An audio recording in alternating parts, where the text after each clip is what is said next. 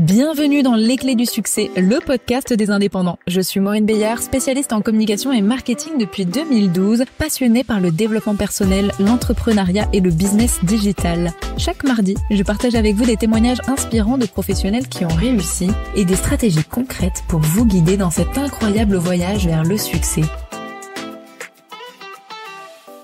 Bonjour et bienvenue dans ce nouvel épisode du podcast Les Clés du Succès. On se retrouve aujourd'hui avec un épisode très particulier, d'une part par sa thématique et aussi par son format, puisque aujourd'hui je n'ai pas un invité, mais 3 invités. Et aujourd'hui on va parler succès, on va parler réussite, mais en fait on va surtout parler de complémentarité dans les différents domaines de vie, équilibre dans les différents domaines de vie, pour pouvoir générer un environnement propice au succès, propice à la réussite.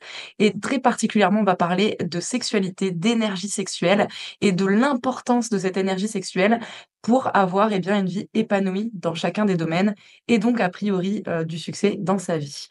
Aujourd'hui, je suis accompagnée donc de 3 invités qui sont Eric, Patricia et Cathy, professeurs de Kundalini Yoga depuis plus de 30 ans pour 2 d'entre eux, 15 ans je crois pour Patricia, également thérapeute, coach, ancienne RH pour Patricia. Bon voilà, vous avez des professionnels en face de vous qui ont une grande carrière dans le secteur du bien-être, du développement personnel et surtout du yoga, du Kundalini Yoga, qui vont pouvoir répondre à toutes les questions qu'on peut se poser autour de l'énergie sexuelle. Merci à tous les 3 d'être présents aujourd'hui pour cet épisode très spécial. Merci à toi. Merci de nous avoir invités. C'est quoi l'énergie sexuelle et en quoi est-ce que c'est important dans le quotidien? Premièrement, parce que c'est avec cette énergie, en utilisant cette énergie-là, qu'on assure la pérennité de la race. Ça, c'est sur le plan primaire et purement physique. Sans énergie sexuelle, la vie serait quand même sacrément fade. Je veux dire, l'énergie sexuelle, c'est quand même la joie, c'est la douceur, c'est la tendresse. Et l'énergie sexuelle, c'est l'énergie de vie, c'est la vitalité. Dans cette énergie qui est la procréation, il y a aussi ce puissant pouvoir de créativité au-delà de se créer en tant qu'être humain entre nous, qui est cet énorme élan de vie et d'aller créer dans la matière tout ce qui existe sur cette terre qui a été créé par l'humain vient de la créativité et de cette puissante énergie sexuelle. Après, qui a été amené à être conscientisé, mais c'est le mouvement, le premier mouvement de vie, d'aller faire, d'aller vers et de créer, au-delà de procréer. Du coup, l'énergie sexuelle, c'est pas que la sexualité en fait. C'est pas que lié à la sexualité, c'est pas que lié à l'acte sexuel. La sexualité, ça peut aussi se vivre à la fois sur le plan du cœur, mais à la fois sur le plan plus élevé encore. Parfois, il y a des couples qui vont se rencontrer, qui ne se rencontreront absolument pas sur le plan physique, mais qui vont se rencontrer sur un autre plan, soit sur le plan du cœur et de l'amour, soit sur le plan de, comment dire, de quelque chose de encore plus difficile à définir, qui serait celui de l'essence de l'âme, quoi. La sexualité n'est qu'une toute petite partie de l'énergie sexuelle. Parce que cette énergie sexuelle qui se situe donc dans le deuxième centre d'énergie, on a 7 centres d'énergie principaux. Le premier centre d'énergie qu'on appelle aussi chakra se trouve au niveau du périnée.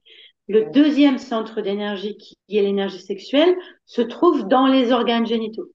Et le troisième centre d'énergie qui se trouve au niveau de l'ombilic va être celui qui représente la personnalité. Mais le deuxième, donc organes génitaux, contient ce vase, cette vasque de puissante énergie créatrice. Encore une fois, être vivant et manifester la vie sur la terre, au-delà de manifester la vie par un petit être humain, par la procréation, par le fait d'être vivant et de marcher la terre et d'avoir des élans d'envie de créer des choses. Il y a la procréation et il y a la création, la créativité. Ça aussi, c'est contenu dans l'énergie sexuelle. Ok, c'est vraiment intrinsèquement lié au fait de se sentir bien dans sa vie, en fait, de se sentir Mm. en mouvement, de se sentir épanoui dans sa vie. Moi, c'est aussi pour ça que ça m'intéressait de vous interviewer tous les trois sur ce podcast qui parle normalement des clés du succès. Et peut-être qu'il y a des auditeurs qui se disent, mais qu'est-ce que ça vient faire, l'énergie sexuelle là-dedans? C'est quoi le rapport? Moi, je crois que à partir du moment où on est équilibré et épanoui dans tous ces domaines de vie et dans tous ces pôles énergétiques dont les chakras dont on vient de parler, c'est à partir du moment où on est équilibré, épanoui dans chacun de ces pôles qu'on peut expanser et donc avoir, en fait, à vibrer la meilleure version de soi et donc, si on Tout à pense fait. au succès, le bien-être, le bonheur, la joie, la créativité, C'est l'approche de l'abondance, ce type de stage. L'approche complètement. de la sexualité sacrée, c'est quoi? C'est de venir essayer de canaliser les trois principaux sites, enfin, centres d'énergie, de façon à pouvoir élever, affiner, justement aussi dans l'acte sexuel, que ça ne reste pas coincé dans ce triangle basique uniquement d'énergie primaire, mais de pouvoir, dans l'acte, la faire monter jusque dans le cœur et dans les centres beaucoup plus subtils pour avoir accès in fine à un moment qu'on pourrait qualifier d'extase, mais qui n'est ni plus ni moins que de l'accès à la pure conscience, c'est-à-dire à un champ de perception de ce qui nous entoure qui est beaucoup plus vaste, beaucoup plus grand, beaucoup plus fin. C'est super intéressant ce que tu expliques, ça te parce que c'est vraiment les deux triangles énergétiques. Donc, si on repart, les sept chakras, sept pôles énergétiques, sept chakras, les trois du triangle inférieur qui permettent finalement, quand ils sont Inconscient. canalisés, de pouvoir accompagner cet éveil en fait spirituel, accompagner cette montée d'énergie. C'est ça l'éveil de la Kundalini? Ou c'est Oui, encore autre chose? Triangle inférieur pointe vers le bas avec la base au niveau du sternum. Et le Ok, triangle supérieur à la base au niveau du sternum et s'élève jusqu'au troisième œil. Donc ok. l'inconscient qui est dans le vase du triangle inférieur, quand on le canalise en travaillant cette puissante énergie il sexuelle, se retourne. voilà, il se retourne et il s'élève en passant par l'intelligence du cœur qui est un puissant transformateur par le verbe, pouvoir exprimer, verbaliser, et par le centre de l'intuition qui, lui, vient mettre en lumière, directement en lien avec l'énergie sexuelle, ce pourquoi on a envie d'être vivant sur la Terre, ce qu'on a envie d'œuvrer sur la Terre, ce qu'on a envie d'agir sur la Terre en tant qu'être humain pleinement Mhm. vivant, sans la sexualité, juste dans la créativité, mais dans ce vase puissant d'énergie sexuelle. Et sans oublier ce passage du centre de l'expression qui permet de pouvoir dire oui, de pouvoir dire non, de pouvoir Mhm. dire ça c'est possible, ça l'est pas. Voilà, ça passe aussi forcément par ce centre de l'expression qui est important dans un couple. L'énergie de l'inconscient, dès qu'on arrive à canaliser cette énergie, à la faire passer par le filtre du cœur, forcément, Mm. si le cœur est en paix, la parole est juste. Alors, ce que je ressens me permet d'aller plus finement me connecter à ce qui est beaucoup plus grand, plus vaste que nous-mêmes et que notre corps. Les moments d'extase, on n'a plus de corps. Les deux couples, ils n'ont plus de corps. C'est-à-dire, c'est une sensation difficile à expliquer, tellement c'est subtil, mais c'est qu'un peu, on est partout ensemble. C'est de l'énergie. Il n'y a plus de séparation. On est un, on est l'un. Waouh, waouh.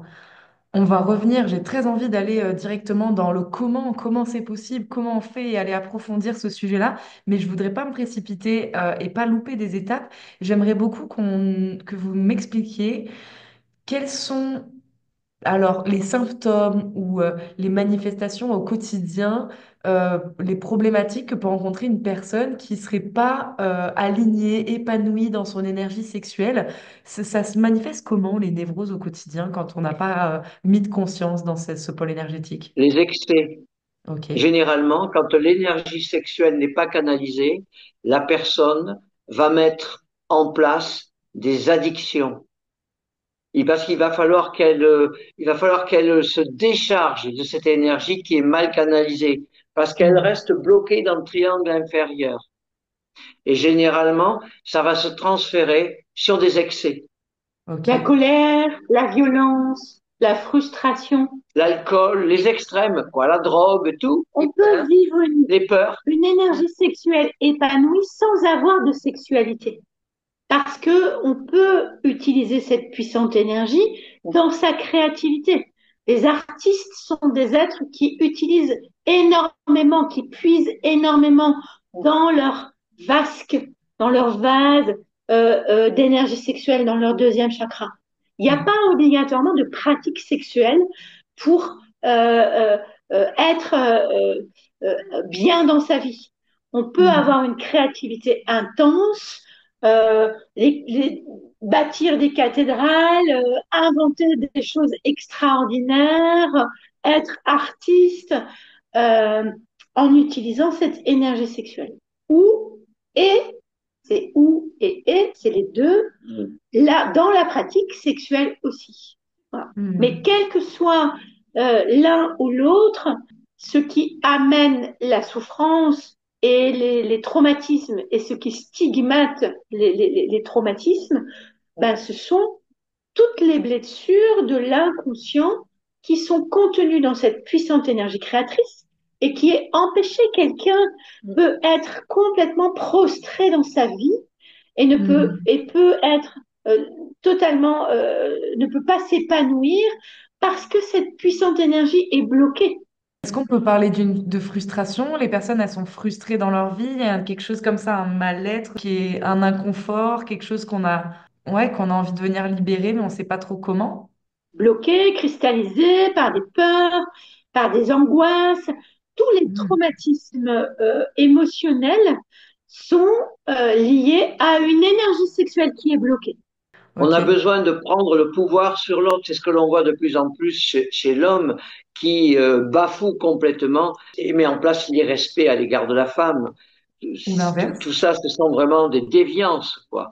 C'est des Ouais. déviances et ça prouve que quelque part, cette énergie est toujours très mal canalisée, mal comprise. Il y a beaucoup d'ignorance sur l'utilisation de cette puissance.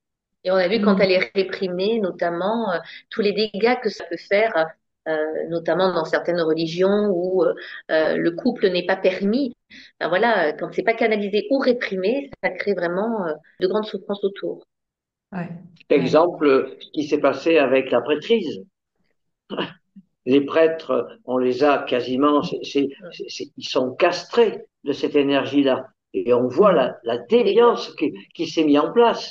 Et donc, on comprend bien qu'il y a quelque chose qui n'est pas ajusté chez l'homme. La déviance et la maltraitance Hmm. de la religion à l'égard des femmes, À parce que l'égard des femmes. comme c'est pas possible de vivre pleinement cette énergie créatrice-là, autant par la sexualité que par le fait d'exister en tant qu'individu, eh bien, c'est projeté sur l'autre qui devient Satan, qui devient le Mm. diable, La parce que tentation. sinon, il crée quelque chose qui est insupportable, puisque ça vient réveiller cette puissante énergie. Alors qu'en Mm. réalité, c'est tout simplement que l'homme est incapable de canaliser cette puissante énergie qu'il contient et il la transforme parce qu'il ne sait pas comment faire en Ouais. déviance. Et Et là, on a tu des parles bien de canaliser, tu parles pas de contrôler, on est d'accord, c'est différent, c'est pas juste la faire taire, on est d'accord que c'est pas de Ah ça dont non, il ah s'agit. non, ah non, il ne s'agit pas d'étouffer, parce que étouffer le vivant, c'est la mort. Ce qu'il faut, c'est juste savoir comment se servir de ces réservoirs Mm. immenses que représente l'énergie sexuelle. Et pour ça, il faut amener la compréhension, L'éducation. l'éducation et poser des repères fondamentaux sur le plan relationnel avec le genre féminin. Et parfois, la difficulté de se donner un amour pur, sincère et inconditionnel génère des déviances comme je vais te prendre, tu me donnes pas suffisamment et je vais prendre ce que je Le n'ai pas. contrôle. Ouais. Ce que l'homme a du mal, si tu veux, à envisager et à, à apercevoir, c'est que on peut atteindre une extase sur le plan des sens, sans pénétration et sans éjaculation, Sans jouissance, sans jouissance physique par l'éjaculation, par par l'éjaculation. l'orgasme. Est-ce qu'on parle bien de et ou est-ce que c'est la proposition de toute façon qui est proposée par le Kundalini Yoga et ce que vous proposez?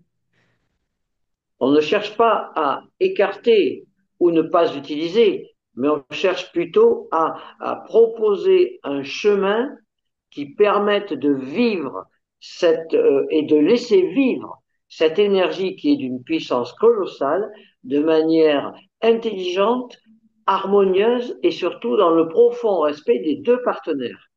Ouf, ça c'est puissant. Ça c'est très puissant. Est-ce que vous voyez d'autres symptômes, manifestations physiques ou dans la vie de ces déviants sexuels pour ceux et celles qui nous écoutent, pour peut-être qu'ils peuvent se reconnaître dedans, peut-être qu'ils peuvent se dire, mais oui, waouh, je comprenais pas pourquoi j'avais ce truc-là en moi, cette colère constamment, ou ce problème dans mon couple, justement. Et ensuite, on parlera des bénéfices de rééquilibrer cette énergie sexuelle et évidemment du comment on fait.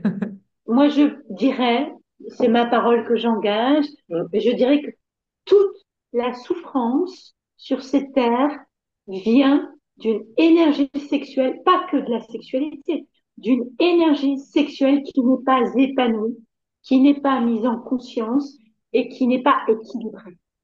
De cette puissante énergie sexuelle qui est en souffrance. C'est la même chose que toute la souffrance qu'il peut y avoir sur cette terre. C'est le même déséquilibre. Ce masculin qui n'a plus le courage d'aborder une femme pour arriver à la séduire et vivre avec elle une rencontre totalement équilibrée, qui va être amené à utiliser l'alcool et des drogues pour assouvir sa frustration, parce qu'il est aujourd'hui incapable de pouvoir se présenter comme un homme face à une femme. Parce qu'il ne sait que faire de la puissante énergie qui est dans sa base et qui est téléguidée par son sexe, en mis en avant, il ne sait que faire. Et on a beaucoup d'hommes aussi qui ont énormément de problèmes d'impuissance parce que du coup, c'est tellement puissant, cette énergie, que bah, il se coupe parce que ça fait peur et c'est pas géré. Donc, ou c'est géré et ça devient violent et ça devient inconscient et destructeur, ou c'est bloqué parce que ça fait tellement peur et du coup, ça n'a plus sa place et comme dit cette femme, l'homme ne sait plus comment se positionner alors que la femme, elle est là pour être servie. On ne sait plus ça. Et on peut rajouter aussi que si je me place du côté des femmes cette fois-ci, c'est que il y a des femmes aussi qui ont dû se créer un masculin, une énergie masculine assez puissante et qui peuvent aussi effrayer les hommes. Voilà, parfois il peut y avoir des peurs de la femme aussi, une femme qui ne s'ouvre pas, qui ne cherche pas à accabler la femme, mais qui ne donne pas accès et du coup, elle se trouve complètement démunie et vont plutôt prendre que demander.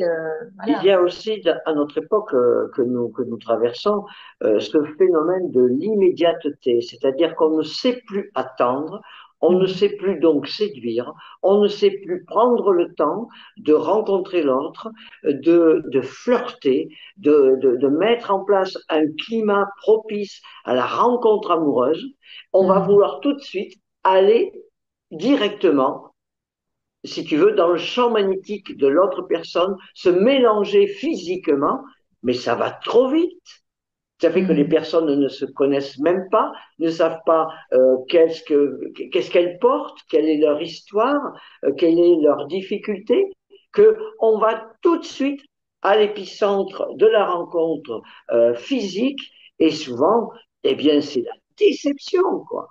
Et ça, c'est pour les hommes comme pour les femmes aujourd'hui. C'est ce que je disais, c'est que les femmes veulent vraiment prendre modèle sur les hommes, s'affirmer, se montrer libres, et pour autant ne pas se respecter dans leur corps, ne pas être suffisamment au plus près de leur ressenti avant de dire un grand oui, quoi.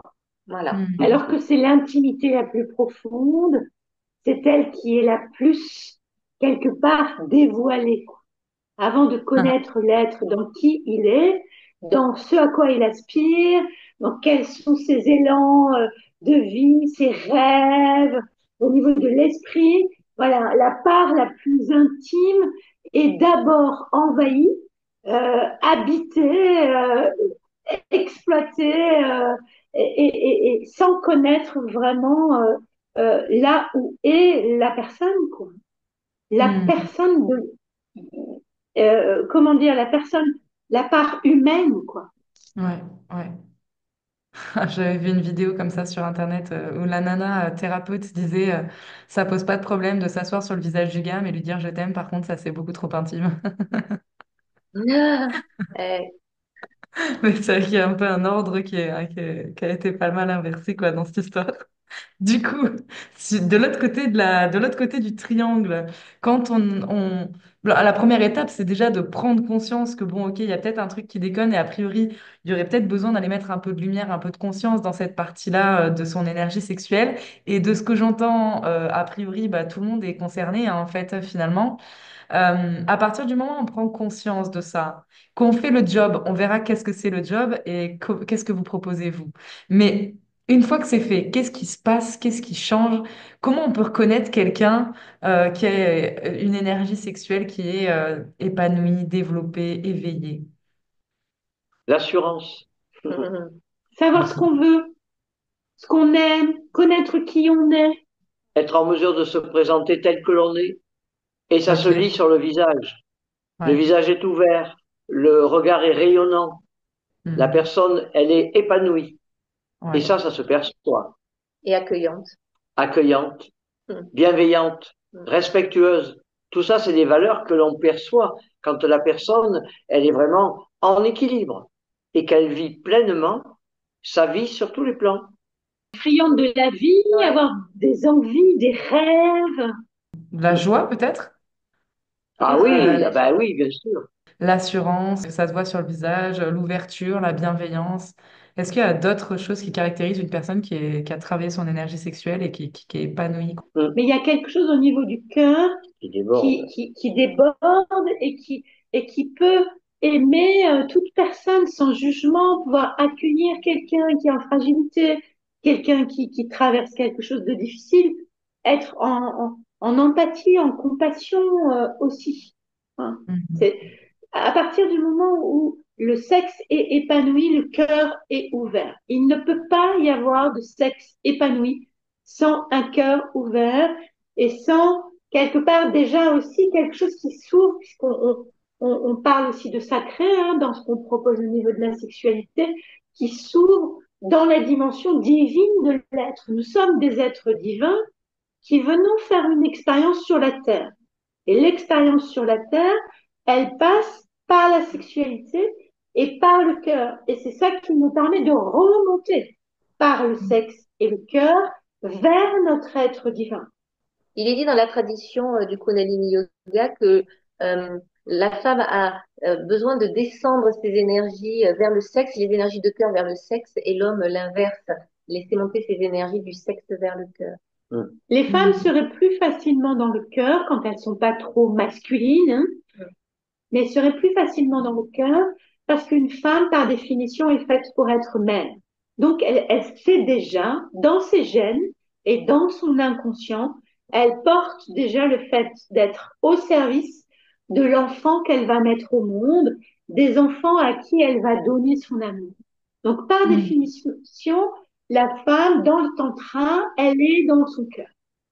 Et l'homme, il est dans sa puissante énergie de créativité, de création, de D'action. procréation, d'aller dans la vie, d'aller construire dans la vie, d'aller bâtir, d'aller, voilà. C'est ça l'énergie sexuelle de l'homme, parce que lui, il est en bas dans le Mais sexe. pour être dans cette puissance, il doit être en mesure de s'en remettre à l'énergie féminine qui l'approche. S'il Mhm. ne s'en remet pas, parce que quelque part, la femme, c'est elle qui doit assurer la guidance. C'est elle quelque part, elle possède la feuille de route que l'homme, lui, sur ce plan-là, je dirais qu'il est un peu aveugle. Il fonctionne sans Un peu ses yeux. blanc. Et on parle de femme initiatrice dans cette Et école du tantra. dans ce que je perçois, la femme, effectivement, elle doit apporter à l'homme qu'elle aime une certaine forme de guidance pour lui permettre de s'élever. Si la femme n'est pas ouverte à une certaine forme d'accueil à l'homme qu'elle aime, l'homme ne pourra jamais s'élever. Il est vibratoirement beaucoup plus bas que la femme. Ce qui veut dire que la femme doit absolument soigner, guérir ses blessures pour pouvoir vraiment accueillir C'est pour cela d'ailleurs qu'il Exactement. cherche à prendre le pouvoir sur la femme. C'est parce qu'il sait que la puissance, c'est pas lui qui l'a. C'est la femme qui C'est la contient femme cette qui puissance. contient cette puissance. Et le pouvoir par l'amour, c'est pas du pouvoir par l'ego, Non, c'est le pouvoir par l'amour. voilà. Mais il faut qu'elle aille guérir, effectivement, comme dit Devamsa, ses blessures. Donc, c'est à elle à aller explorer dans son vase inconscient toutes ses mémoires, toutes les croyances, tous les traumatismes qui l'empêchent d'être en paix avec l'homme, mais pas que avec l'homme par rapport à la sexualité, avec la vie, avec le vivant, avec tout ce qui va se manifester en elle et qui va lui donner des élans de vie, qu'elle aille dans sa créativité, qu'elle aille dans son épanouissement.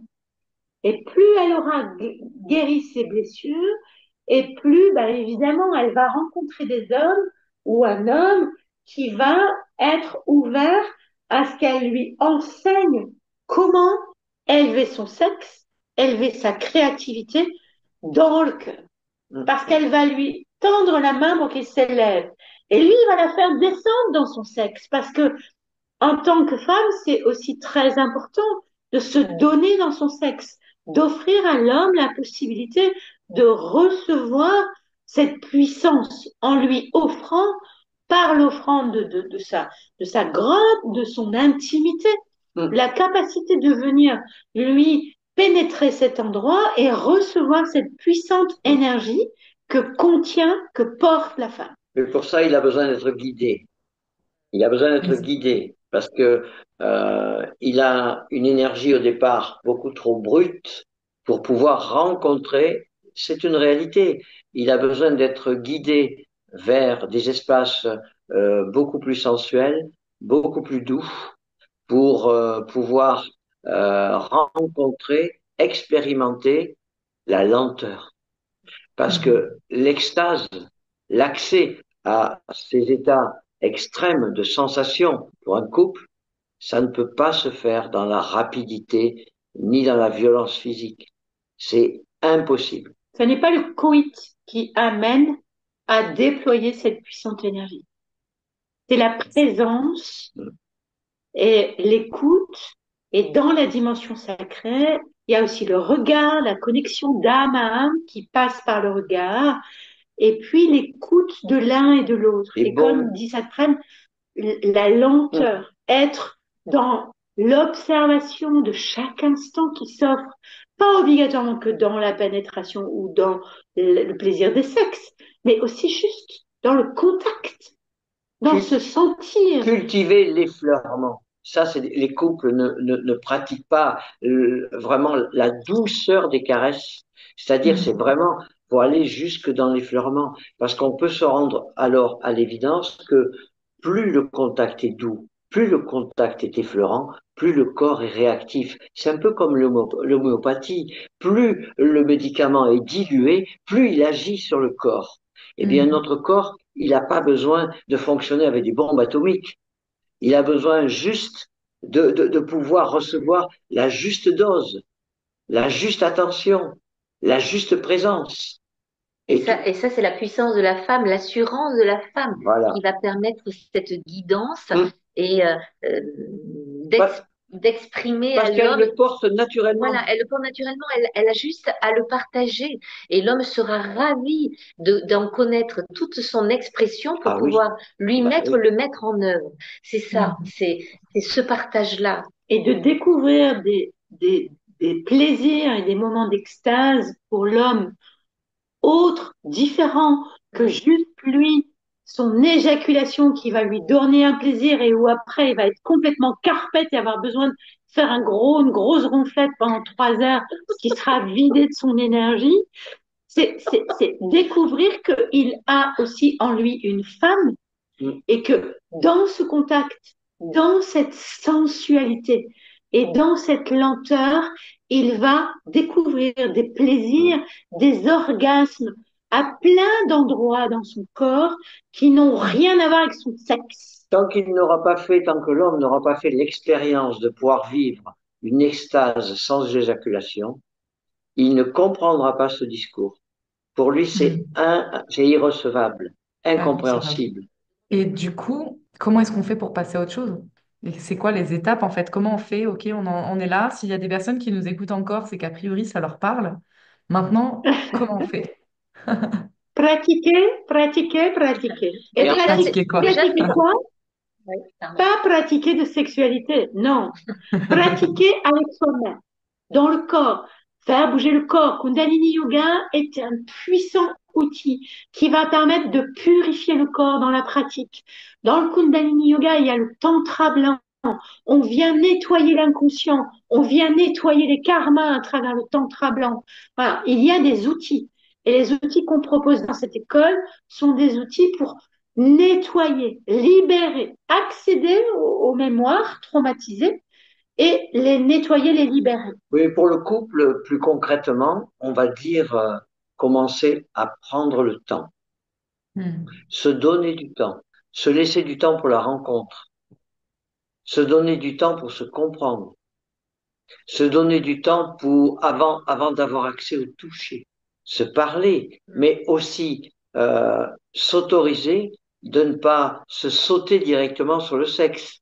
On peut découvrir le corps de l'autre, on peut jouer avec le corps de l'autre, on peut s'appréhender de manière différente sans pour autant tout de suite, trop rapidement, arriver au contact sexuel, qui de toute façon, il faut quand même le dire dans l'esprit de l'un comme de l'autre, une fois que c'est fait et que c'est vécu, on perd, il faut le dire, on perd toute la magnificence de la découverte, C'est mort. de l'attente, de ce désir que l'on a de pouvoir avoir accès au secret de l'autre. Enfin, c'est une période qui est magique et qu'il faudrait essayer d'étirer dans le temps.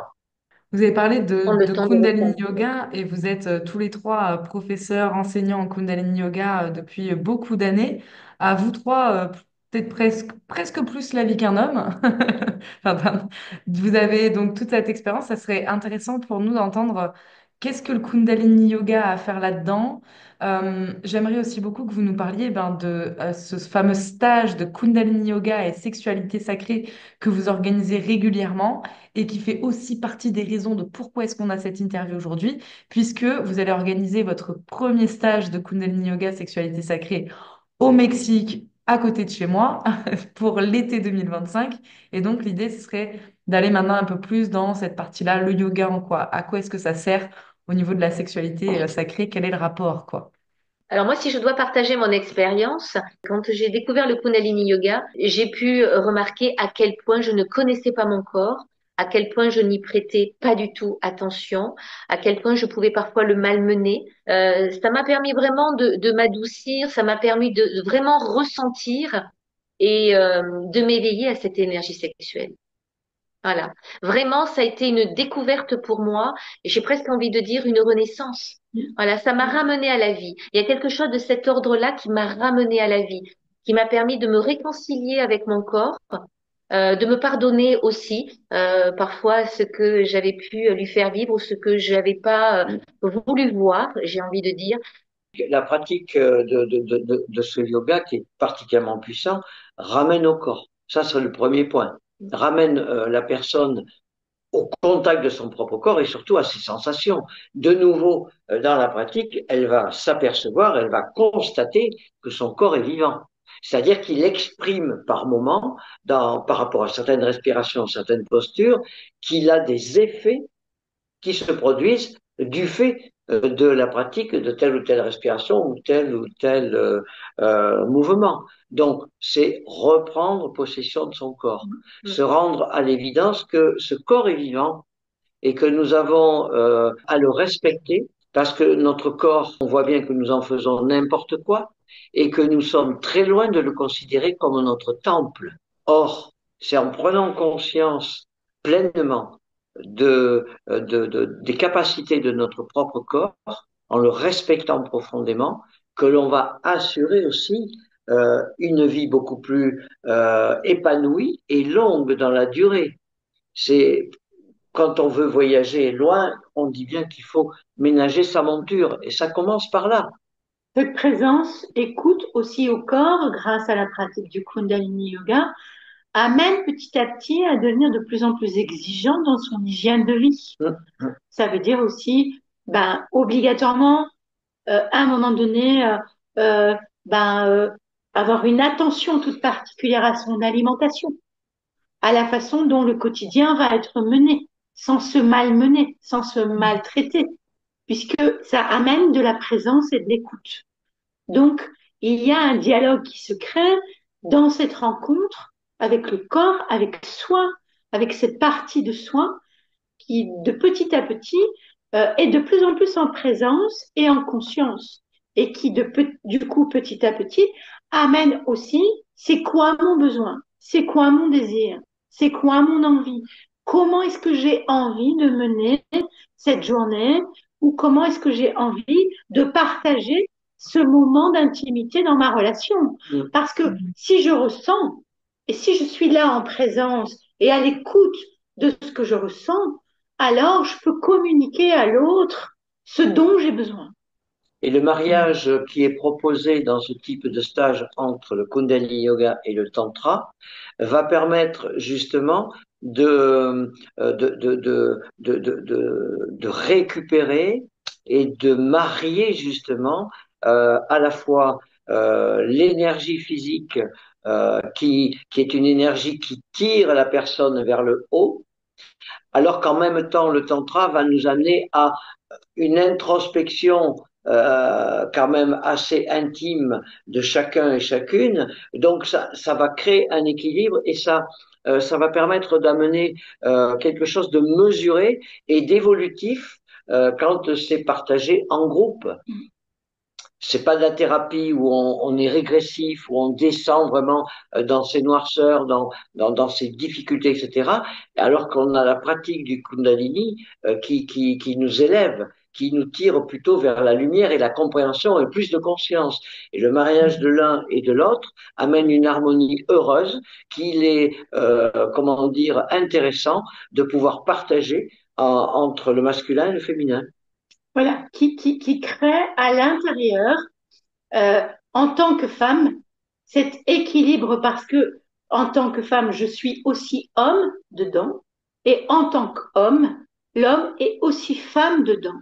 Donc déjà, être dans cette rencontre de soi de ces deux polarités et dans l'apaisement entre ces deux polarités.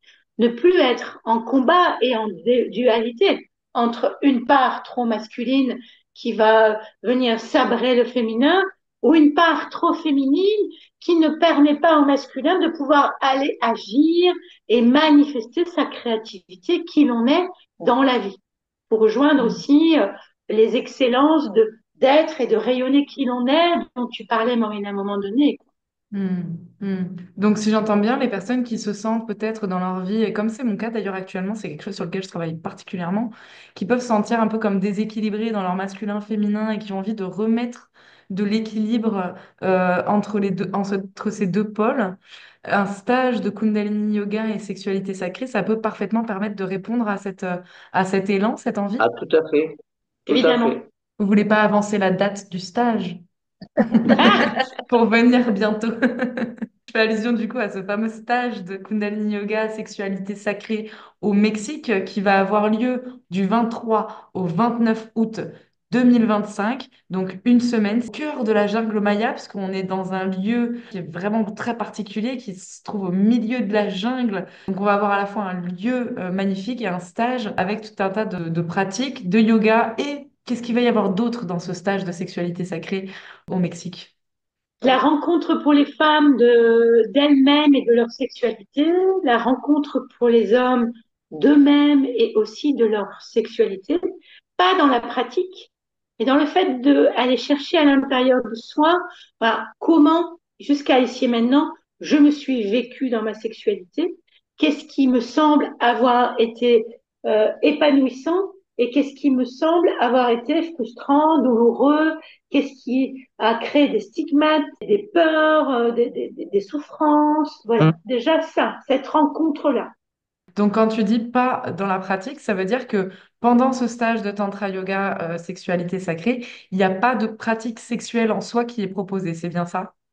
Non, on n'est pas dans le cadre de rencontres proposées dans le cadre du Tantra rouge. Ok, C'est-à-dire qu'il y a vraiment proposition de l'union des couples sur le plan physique. ok, L'objet ici, dans ce type de stage, c'est de récupérer l'énergie, comme on l'a dit précédemment, du triangle inférieur pour raffiner cette énergie et la monter vers le cœur et vers les centres supérieurs de conscience, beaucoup plus élevés. C'est-à-dire que on est dans le cadre de l'utilisation de l'énergie inconsciente pour la canaliser, l'affiner, l'épurer et permettre d'atteindre un moment de prise de conscience supérieure. Donc c'est un vrai moment de rencontre de soi et d'aller visiter de manière la plus authentique, la plus sincère avec soi-même possible, cette part de soi qui est l'énergie sexuelle. On peut venir en couple, mais pour qu'en couple on s'épanouisse, c'est un incontournable de refaire une introspection vers soi pour aller voir où est-ce qu'on en est par rapport à sa propre relation avec sa sexualité, avec son énergie sexuelle et avec sa créativité. Comment est-ce que cette créativité est épanouie dans la vie, dans le quotidien? On n'imagine pas à quel point, juste en travaillant sur l'énergie sexuelle, et juste, ça n'est qu'un faible mot, à quel point on peut ouvrir son cœur et avoir des expansions de cœur absolument fabuleuses. Et se réaliser dans le fait d'être pleinement qui l'on est. On n'est pas obligé de venir en couple pour pouvoir vivre ce genre de stage. Bien au contraire. L'important étant de mieux se connaître soi-même. On peut ne pas être en couple, mais ça peut permettre une meilleure compréhension de comment nous fonctionnons pour pouvoir mieux s'adapter à une rencontre ultérieure. Ça peut être un stage qui prépare à une rencontre. magnifique. J'ai envie de demander quelle est la différence entre tantra blanc et tantra rouge. Est-ce que l'un d'entre vous peut expliquer ça brièvement? Parce que j'ai l'impression qu'il y a beaucoup de confusion. Mais c'est pas du tout le même chemin. Et pourtant, le tantra rouge comme le tantra blanc cherche à élever la conscience des individus qui vont se prêter à l'expérience de ces deux ensembles, deux réservoirs de techniques. Parce que tantra, ce sont des techniques, ce sont Ok, des approches. Voilà. L'œuvre au blanc, elle passe obligatoirement par le cœur. L'œuvre au rouge va s'arrêter au plan physique. Ça ok. ne veut pas dire qu'il n'y aura pas élévation de l'énergie aussi. Il y aura la possibilité dans la rencontre physique qu'il y ait une élévation et une épuration de l'énergie de ces deux partenaires qui s'unissent dans cette harmonie. Mais le tantra blanc, lui, ce qu'il propose, c'est que on récupère la puissance de l'énergie sexuelle pour la canaliser dans un premier temps, l'épurer, l'affiner et la monter au plus haut niveau de l'être. Ce que disait Anand Charabi, et il le dit toujours très certainement, mais quand je suis arrivée il y a un peu plus de 35 ans dans cette école, et qu'on entendait beaucoup à l'époque parler du tantra rouge, Anand Charabi, donc qui est le directeur, le créateur de cette école du tantra, disait on ne passait pas dans cette école du tantra par la pratique sexuelle parce que l'être humain n'est pas suffisamment élevé, évolué sur le plan émotionnel et affectif pour pouvoir passer d'un partenaire à l'autre, puisque dans le tantra rouge, on ne connaît pas le partenaire ou la partenaire qu'on va rencontrer. On la rencontre un temps, un quart d'heure, 1 heure, 2 heures, 3 heures, à travers un exercice, et puis on va passer à un autre partenaire, et ainsi de suite. Et Anand Charabi, Jean-Jacques Régou, disait toujours que nous ne sommes pas suffisamment évolués émotionnellement, sur le plan affectif. Dès qu'on rencontre quelqu'un dans l'intimité, il y a quelque chose qui s'accroche dans la relation et qui devient affectivement liés. Et que pour l'instant, là où en est l'humanité, on n'est pas assez évolué pour pratiquer l'énergie sexuelle, pour élever la conscience seulement comme ça dans des moments de rencontre. Et donc, la pratique du tantra blanc dans cette école, c'est déjà d'élever avec soi-même, puisqu'on est masculin, féminin, déjà en soi et avec soi, cette dimension-là, et de la partager avec un partenaire de manière à ce que petit à petit, avec ce même partenaire, on puisse élever ensemble et grandir ensemble dans ce lien affectif et émotionnel, cette conscience qui doit partir de la base de l'inconscient pour monter vers la lumière. Est-ce qu'il y a d'autres choses que vous souhaitez partager en lien avec le stage, des informations pour ceux et celles qui sentiraient l'élan, même si évidemment après il y a la possibilité de tout simplement passer un coup de téléphone, d'être en contact avec vous pour pouvoir poser les questions voilà, en privé. Moi, ce que je peux partager, c'est que c'est une expérience unique. De par mon vécu, a bouleversé, transformé ma vie et que j'ai à cœur de le partager avec cette équipe-là. Voilà. Et pour moi, c'est le plus beau cadeau qu'on peut se faire. Trop beau, magnifique. Ça donne envie de faire l'expérience. C'est une occasion unique que la femme rencontre l'homme de manière différente et l'homme rencontre la femme de manière différente sur une autre fréquence. On peut se rencontrer différemment, c'est-à-dire en évacuant la rencontre physique à proprement parler.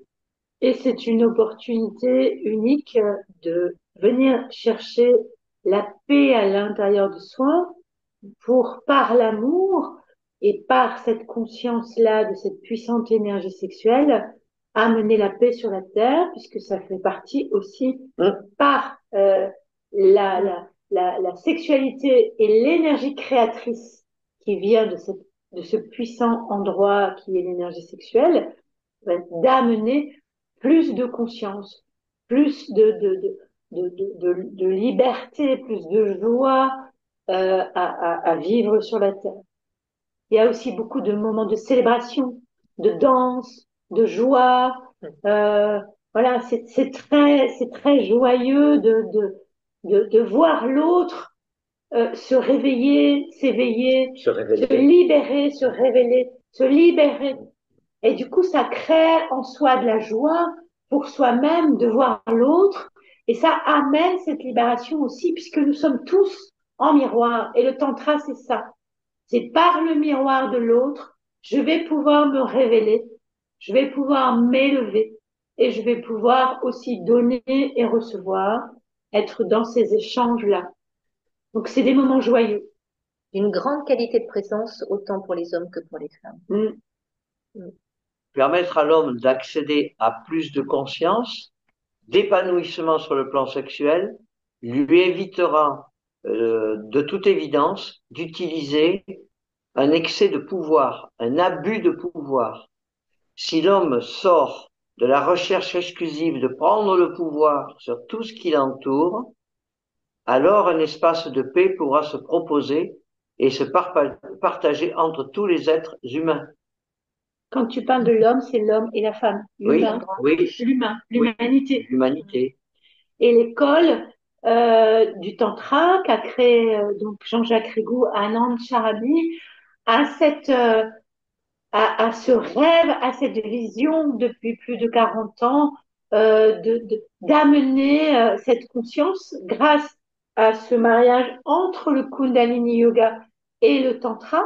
Donc le Tantra, mariage du masculin et du féminin à l'intérieur de soi, Kundalini Yoga, aller se rencontrer à travers les pratiques, à travers les outils, les techniques de respiration, les méditations.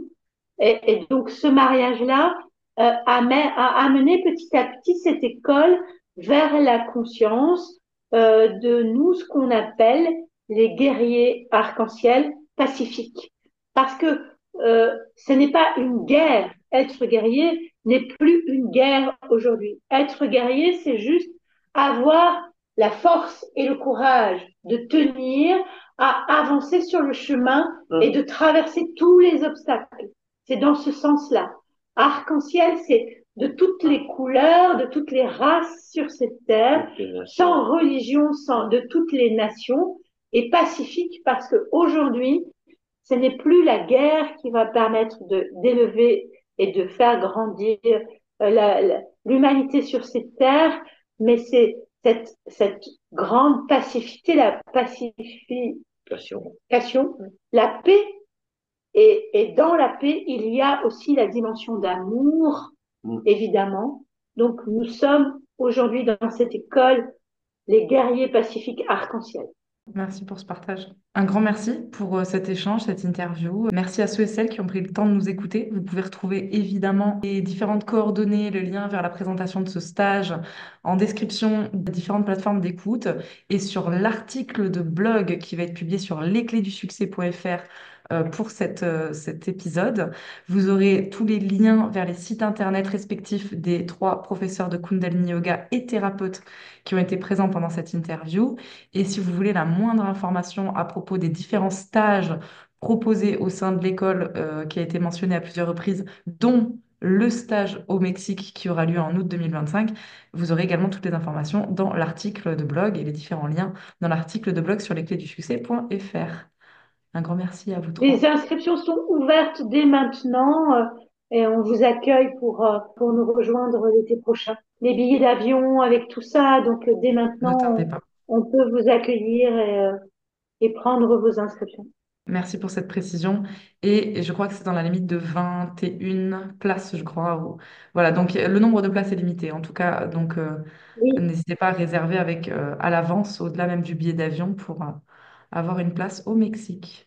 En rappelant que si vous parrainez une personne extérieure, vous auriez une réduction de 140 € sur votre participation à chaque inscription.